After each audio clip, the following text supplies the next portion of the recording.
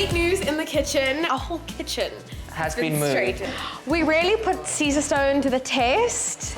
It did not crack against all odds. Our kitchen is almost there. We had a bit of an issue with our island, with our carcass, because we created one first that was too wobbly for the structure because we're putting marble on top of it. So we had to relook that.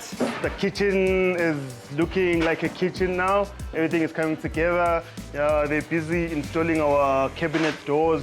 This is for our tall cabinets on the one side of the kitchen. Something is not square and they're just figuring out what is wrong exactly. If it's not square, they can't fix it.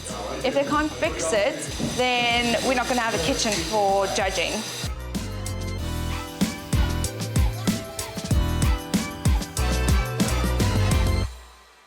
We are not in a good place. We're hoping, we're praying, we're manifesting that everything's just gonna slot into all their little spots and places. Right now, we're really focusing on this island and making sure that, you know, the marble they finish with continua.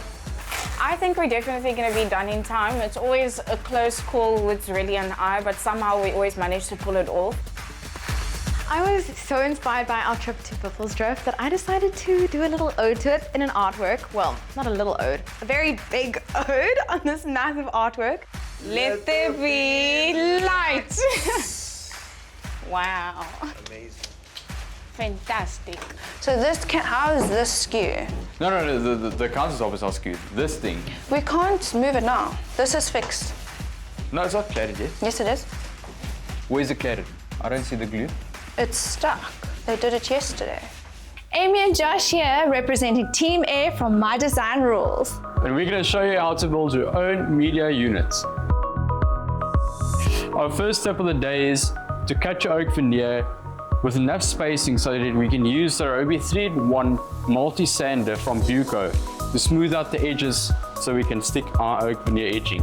Our second tip is to glue some oak edging strip onto the edge of our media unit to cover the rough texture. We got ours from Buco. Our last tip is to fill the gaps between the media unit and the oak stripping with sawdust and wood glue that I got from Buco's DIY section.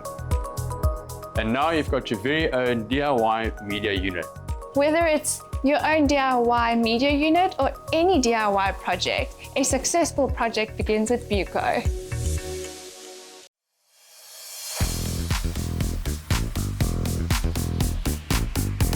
But we are here at D-Day for our kitchen challenge. It's time to finally find out what's going on inside.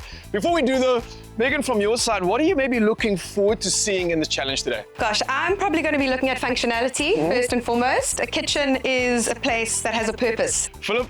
I think it's to see how the duos have interpreted the brief and really pushed the boundaries. We're confident, however, I think there's just slight details that might work against us. There's a couple of things we could have done if we had more time. Just small details that really mean a lot. Amazing. Boss. No, this Yes. I mean, she is what she is and she does what she does. this is a very unique concept, the core kitchen, and whether or not the judges are going to get that, so... They say that this place has to have a luxe feel. Now, you can't have a luxury feel without the luxury hardware. And I think they've done a good job with the theme of earth. If you look at the color palette, the wine wall, I think it pulls together very nicely. I love that they've mixed the engineered stone with the natural stone on the base. Well, judges, we definitely are being showcased some creativity here, but from your perspective, what are some other thoughts that you might have on this space right now? So they've done a great job with the color palette and bringing in the different tones from the ceiling to the cabinetry, to the flooring. I'm feeling a little bit cramped. I'm feeling a little bit cramped too. The functionality is slightly lacking. There's almost too much counter space that side, whereas it should be on this side. This is the functional operating side. That's where you're going to sit and enjoy your meal. However, from a design perspective, it's a great design. I think so many different people would feel comfortable here, different personality types. From a development point of view, it's also smart decisions in terms of how it's been designed. I feel like it's a good development design. And the colors and the textures all work together. Yeah. They all marry up. I don't like the light. think that it's just a little too obstructive for your cooking space. I think speaking to the functionality of the space, so it's pretty well designed in that you've got your cooking area, you've got enough preparation, surface area, your refrigeration, your oven. So I think the function of the space works well, and you're also able to access everything around the island because it's not as if you have to move through other areas. As you walk into the kitchen, there's dead space. It's not functional in terms of preparation, in terms of cooking, in terms of cleaning. I think when you're working with a space of this kind of size and you make a choice to have your powder room like they've done, then something else has got to give, and perhaps the functionality has sacrificed somewhat. And the experience of eating in front of a wall where there's nothing really, whichever way you look. I think the entrance of their kitchen is what's actually detracting from the beauty of what they've created. If you could sit here, it might be slightly different, but at least to look outside the window and then you can do something more here. This decision is not going to be a breeze, and I think you know what I mean by that. Excuse the pun here, but a lot of discussions need to take place in order for us to figure out who's going to be at the bottom and who's going to be at the top half of this challenge. Well, viewers, welcome back as we arrive on our final moments for this judging session of our kitchen challenge. And in fourth place officially for this challenge is Team A, Josh and Amy. Fourth place. Again. And in third place for our kitchen challenge, we have Team Fire, Hannah and Keaton. I feel like we deserve to come third. I'm sorry, it was my least favorite room to do so far. Well, it leaves us with our top two, obviously Team Earth and Team Water. And that means we'll announce our winner for our kitchen challenge.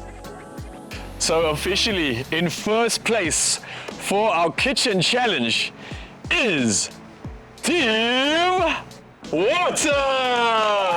Tia and Zoe! Yeah! Look at us. Yeah. Every single duo has won a challenge separately, bar one, but there's still time for it, and especially as we head into our lounge challenge. So all I'm going to say is well done and good luck. We'll see you on the next one. Don't miss a thing. Subscribe for more behind the scenes footage, tips, and exclusive insights into My Design Rules. This Sunday on My Design Rules, there's no time to lounge around as the four design duos tackle their living rooms. It's his call, ladies and gentlemen. It's his call. We're going green. So do we change it? Do we have even enough wallpaper to fix it? We just left it all out on the floor. Don't you want it? No, it's like what we discussed. Channel your transformation on My Design Rules, Sunday evenings at 7 only on S3.